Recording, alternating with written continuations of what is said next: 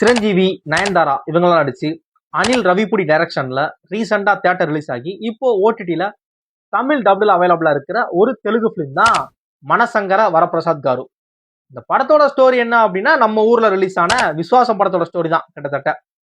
சிரஞ்சீவியும் நயன்தாராவும் love பண்ணி marriage பண்ணிக்கிறாங்க. After marriage வந்து அவங்களுக்குள்ள சின்ன சின்ன சண்டைகள் வந்துகிட்டே இருக்கு. சிரஞ்சீவி வந்து ஒரு அடாவடித்தனமான ஒரு ஆள். இவரோட அடாவடித்தனத்தினால சண்டைகள் வந்துகிட்டே இருக்கனால ஒரு கட்டத்துல என்ன முடிவு பண்றாங்க அப்படின்னா, நம்ம 2 பேருக்கும் செட் ஆகாது. நம்ம 2 பேருமே செப்பரேட் ஆயிரலாம்னு சொல்லி 2 பேரும் பிரிஞ்சு வாழ்ந்துகிட்டு இருக்காங்க. இப்படி பல வருஷமா பிரிஞ்சு வாழ்ந்துகிட்டு இருக்க சிரஞ்சீவிக்கு வந்து ஒரு அரிய வாய்ப்பு கிடைக்குது. அது என்ன அப்படின்னா, நயன்தாராவுக்கும் நயன்தாராவோட குடும்பத்துக்கும் ஒரு ஒரு த்ரெட்டன் மாதிரி ஒரு கொலை முயற்சி மாதிரி நடந்துகிட்டே இருக்கு. அந்த கொலை முயற்சியை பாதுகாக்கிறதுக்கு ஒரு சேஃப்கார்டு மாதிரி களத்துக்குள்ள வராரு சிரஞ்சீவி. அவங்களையும் அவங்க ஃபேமிலியையும் சிரஞ்சீவி காப்பாத்தினாரா காப்பாத்தலையா, சிரஞ்சீவி நயன்தாராவும் சேர்ந்தாங்களா சேரலையா அப்படிங்கிற ஒரு ஃபேமிலி என்டர்டைன்மெண்ட் கூடிய ஒரு கமர்ஷியல் சினிமா தான் இந்த படம். படத்தோட ஸ்டோரி எப்பவுமே நார்மல், எல்லா படத்தோட ஸ்டோரியும் ஓரளவு சேமா தான் இருக்குன்னு வச்சுக்கோங்களேன். ஆல்ரெடியும் பார்த்துருப்போம். ட்ரீட்மெண்டா படம் புதுசா இருக்கா, ஆடியன்ஸ் என்கேஜா வச்சுக்கிறதுக்கு ஏற்ற மாதிரி பல நல்ல விஷயங்கள் நம்ம என்ஜாய் பண்றோமா, ஒரு 2.5 மணி நேரம் என்ஜாய் பண்ணோமான்னு கேட்டா கிடையவே கிடையாது. ஸ்கிரீன் பார்த்தீங்கன்னா நிறைய இடங்கள் எரிச்சல் தான் வந்துச்சு.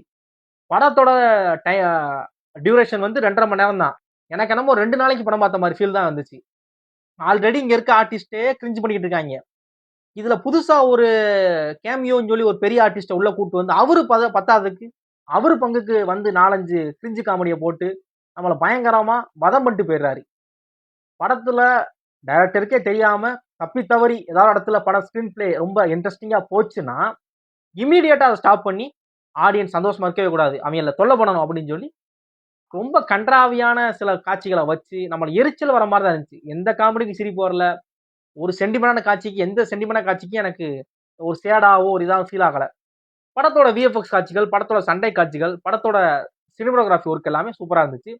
படத்தோட பாடல்கள்லாம் பாத்தீங்கன்னா, இந்த தக் லைஃபோட ஆடியோ லான்ச்சுக்கு வந்து அதிதி சங்கர் ஒரு பாட்டு பாடியிருப்பாங்களே, அந்த பாட்டு சூப்பரான பாட்டு, ரொம்ப அருமையான பாட்டு, ரொம்ப அருமையா பாடியிருந்தாங்க அப்படின்னு இந்த படத்தோட பாட்டெல்லாம் கேட்டதுக்கு அப்புறம் நான் முடிவு பண்ணிட்டேன். உண்மையிலே சூப்பரான பாட்டு அதிதி சங்கர் பாடினது அப்படிங்கிற மைண்ட் செட் பண்ணிட்டேன்.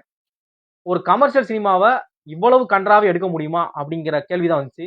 இல்ல இது உங்களுக்கு அடுத்தது கிடையாது, எங்க தெலுங்கு ஆடியன்ஸ் அவங்கள டார்கெட் பண்ணி தான் நாங்க இந்த படம் எடுத்தோம், அவங்களுக்கு இப்படி பண்ணாதான் பிடிக்கும் அப்படின்னா அவங்க வந்து அவங்களோட டார்கெட் வந்து ஜெயிச்சிட்டாங்க. உண்மையிலே சூப்பரா எடுத்திருக்காங்க. படம் எனக்கு கொஞ்சம் கூட பிடிக்கல. படம் ஒரு பிலோ ஆவரேஜான ஒரு ஃபிலிம் பார்த்த மாதிரி தான் இருந்துச்சு. பெருசா நான் எந்த இடத்துலயும் என்டர்டெயின் ஆகல. நீங்க பார்க்க நினைச்சீங்க அப்படின்னா படத்தை G5ல தமிழ் டபுள் அவைலபிளா இருக்கு, பாருங்க. பார்த்துட்டு உங்க ஒப்பீனியன் உங்களுக்கு பிடிச்சா பிடிக்கல அப்படிங்கிறத ஷேர் பண்ணுங்க. தேங்க்ஸ் ஃபார் வாட்சிங்.